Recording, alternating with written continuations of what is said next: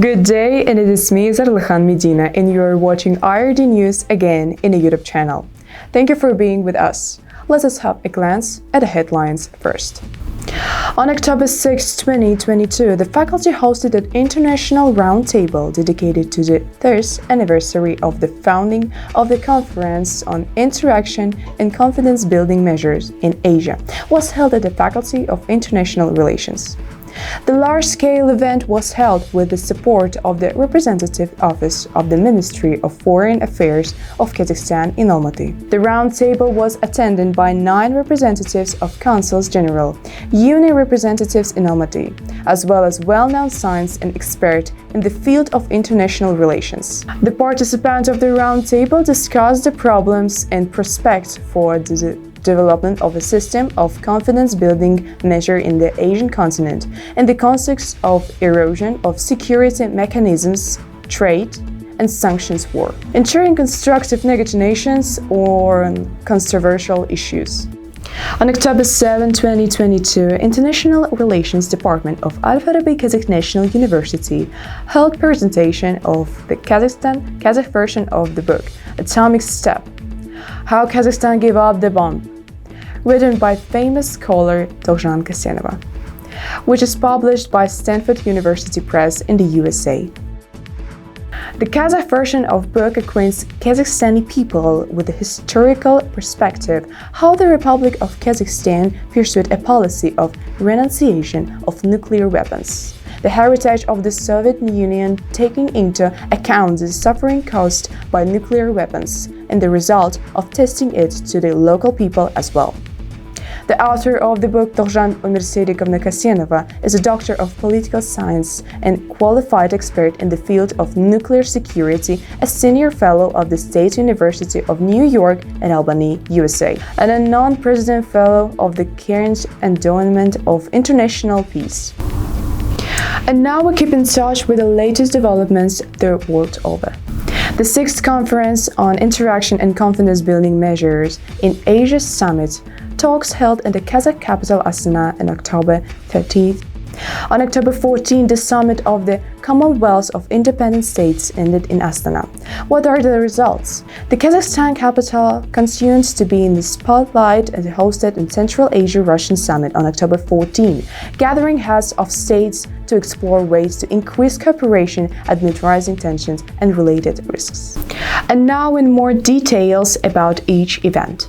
The central event of the week was 6th Summit of the Conference on Interaction and Confidence-Building Measures in Asia in Astana.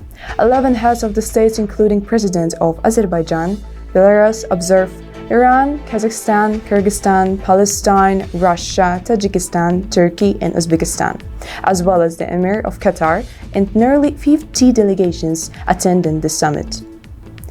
Deemed one of the most significant post-pandemic foreign policy events in the country and on the continent, reported the Astana Times. The geographical scope of the conference has been broadened constantly over the years.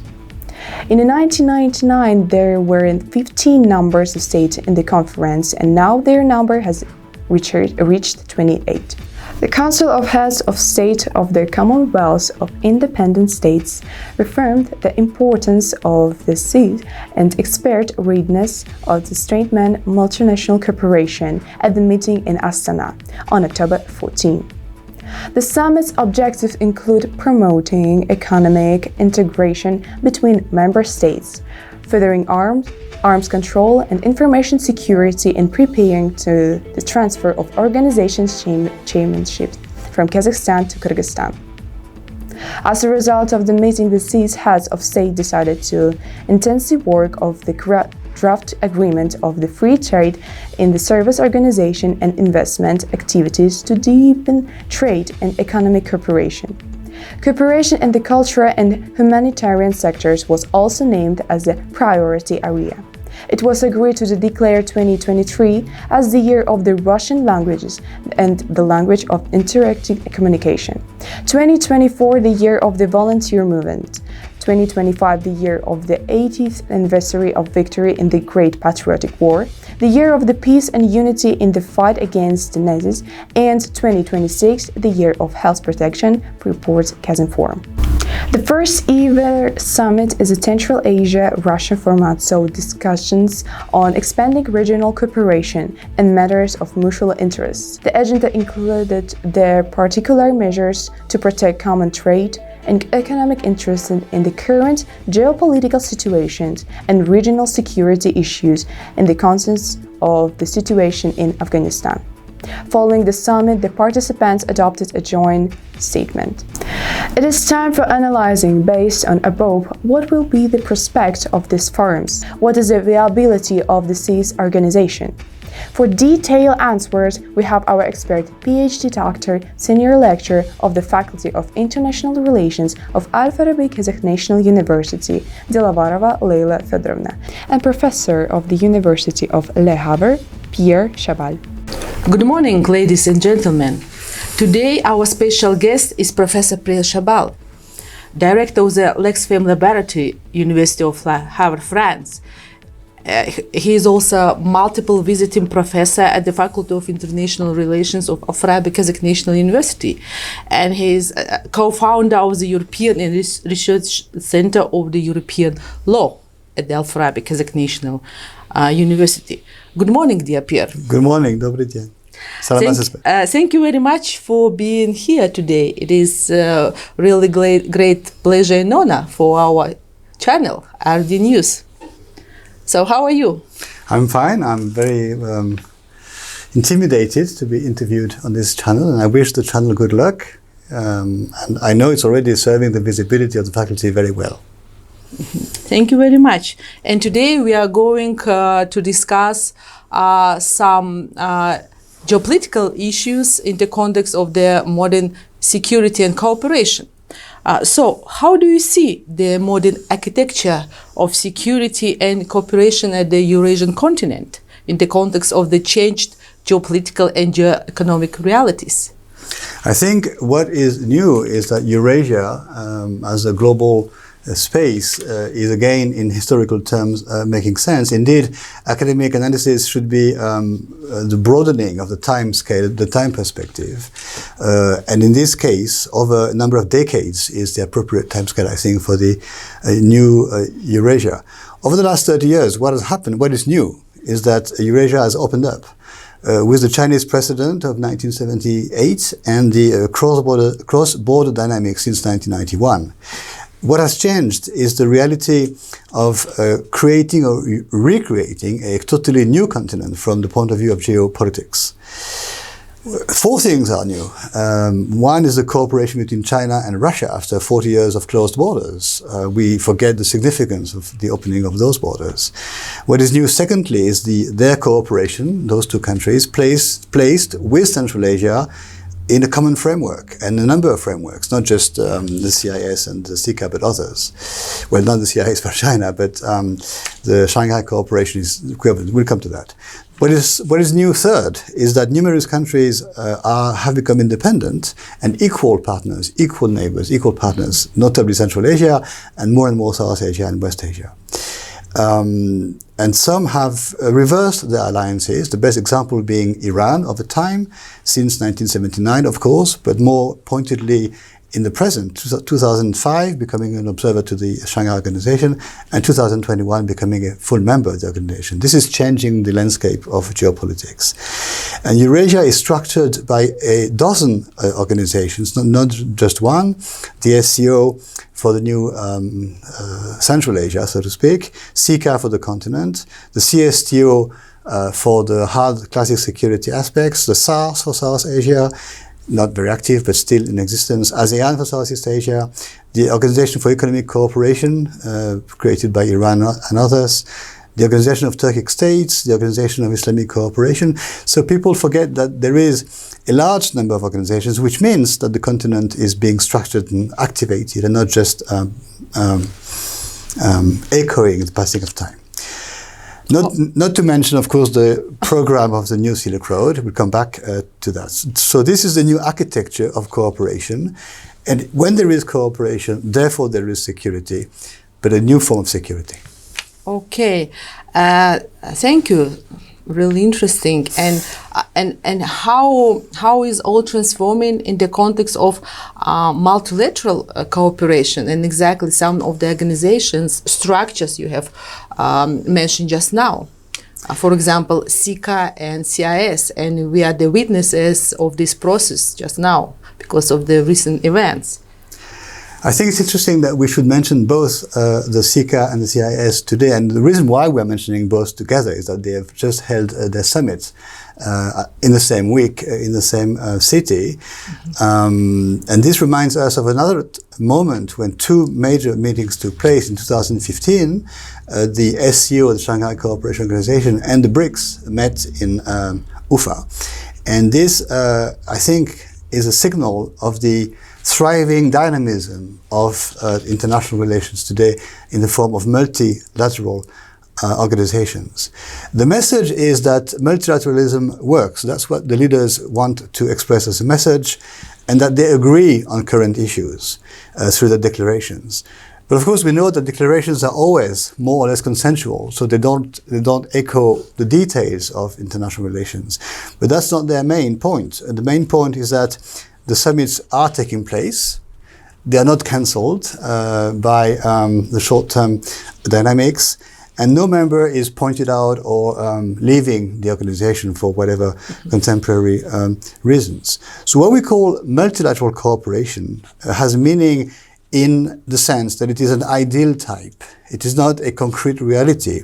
It is a trend, it is a message, a signal adopted by leaders that they are working together differently from the past.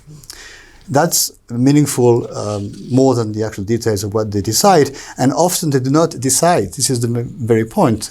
Such summits issue declarations, intentions of goodwill. They do not take decisions, but yet they prepare the ground for other forms of meetings where decisions are taken. Okay, thank you. If to come to the CICA exactly, yeah, and how would you outline the key security issues in Asia, and what is the evaluating or new role of CICA, which is celebrating 30 years of its existing and transforming to the full international organization today?